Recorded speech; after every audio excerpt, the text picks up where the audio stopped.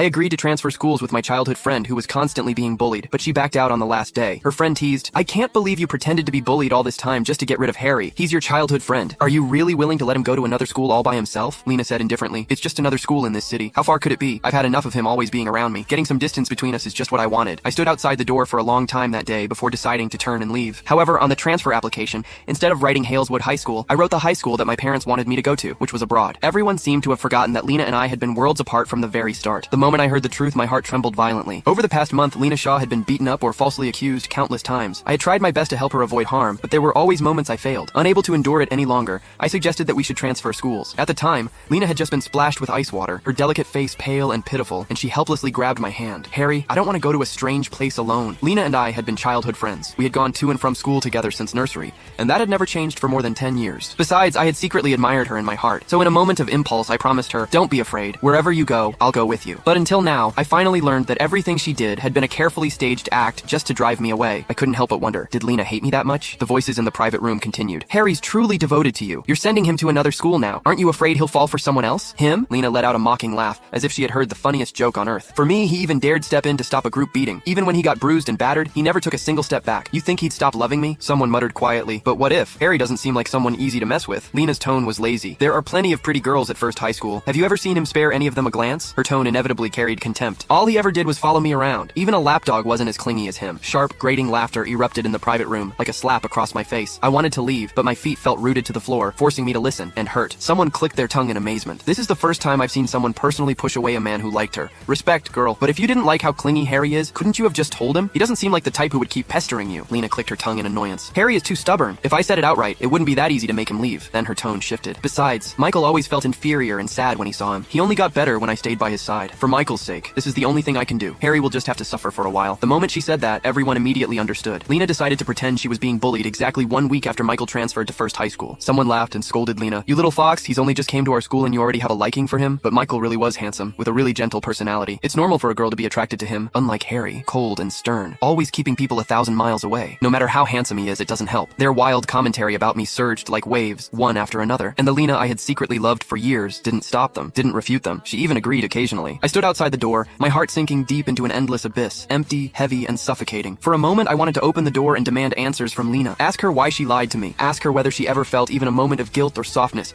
watching me get beaten while protecting her. Ask her if she ever thought about our more than 10 years of friendship before doing all this. But in the end, my mother's voice echoed in my ears. "Don't do unnecessary things. A person wouldn't change overnight." I turned around and left that private room. Thin, continuous pain registered belatedly. Originally, I would not have been